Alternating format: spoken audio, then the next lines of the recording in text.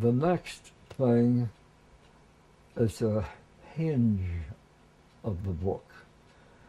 That is our need for democracy.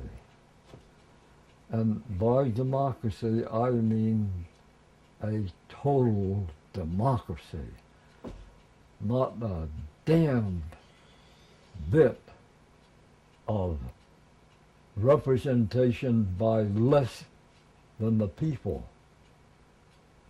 If we can't do better, can we do any worse? Look at the condition we're in now. We're making enemies of the whole world by fear. We're actually, these little peanut people in Washington are controlling 300 million people here. They say go, we go. From beginning to end. We're not free people. We say we've got to give our children a college education. But what is that education aimed for? To carry on this system of bleeding the workers, to enable the rich to get richer and richer. And greed has no end. Wealth alone, you could say, I need $300,000 and then I can quit. And you can hold it to that. But greed, where's the end? Greed wants more, more and more. And that's shown in our so-called government today. Greed.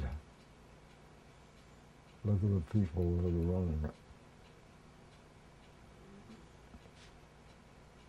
So, can we have a democracy? Well, I understand that before they disembarked from the Mayflower, they sort of tried to think of the little group have a democracy, but they separate right away, and it has been impossible. It's been a dream. It's been a shop oftentimes to say, oh, this is the land of democracy. But democracy of the people, by the people, for the people, yeah, that sounds good. But are the people in control, are they ready to give any real authority to the people? I don't think so. Because if they do, they're going to lose their power. I can't understand a person who feels himself so superior that he can regulate his neighbor. I think that we need a more interest in enlarging our thoughts about the purpose or the gift of creation and our knowledge that we are what we are. I went through a period when I wasn't sure that I existed, and I had to go around and look at the different leaves, and finally I said, well, I don't know, I've just got to accept that I exist. And there are a lot of people, I don't mean proportionately, but there are many people who really don't know, are not assured that they exist, because their mind is affected, severe depression and so forth. You think it's part of the modern world, part of our modern curse, so to speak, this problem figuring out whether we exist or not. Mm.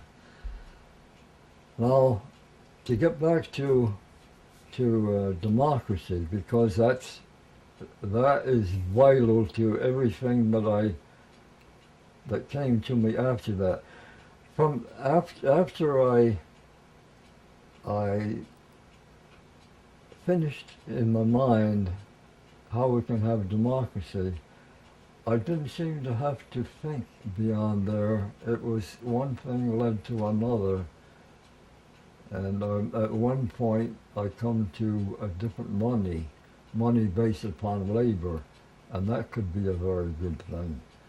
It would be the same when the pyramids were built as now, and while that's a subject in itself, but it's a good subject. Now we have the ability. I don't have any ability, but there are people who have ability with the electronic transmission of voice,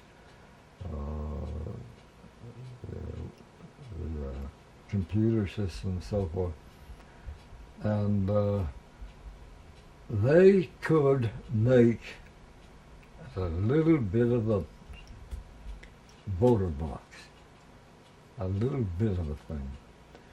It would register a yes and a no, and would have a little screen of a subject. When you put your hand in there, you would be identified by your fingerprint, I assume. And so that no one else could use this little voter box. So we have a subject. Shall we go over and invade Iraq? We understand that they're making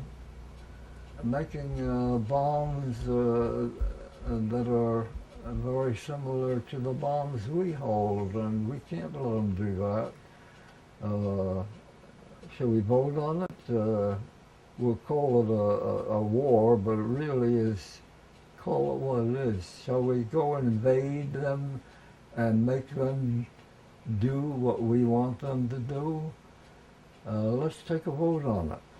Meanwhile, this subject comes up, and immediately the people who write columns and have thoughts published in the papers and on TV, they will give the pros and cons, and for once the people, knowing that they're going to have a vote, a real vote, and my vote is as good as your vote, and yours is as good as anyone else's, they'll begin to take an interest. You say, well, people are not ready to be self-governing. When are they going to be ready? Unless they have a little practice. So you can just call this a poll.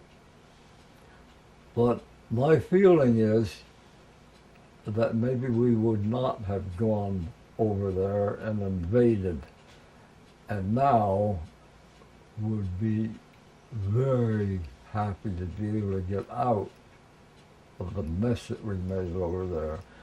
I think that if we were going to have the vote, and on every little screen would say yes or no on invading Iraq. So we make our vote. Every voter would have one of these, not just anybody, but every voter would be supplied with this little compact voter box. And tomorrow morning you'd have the answer. Well, what would it be?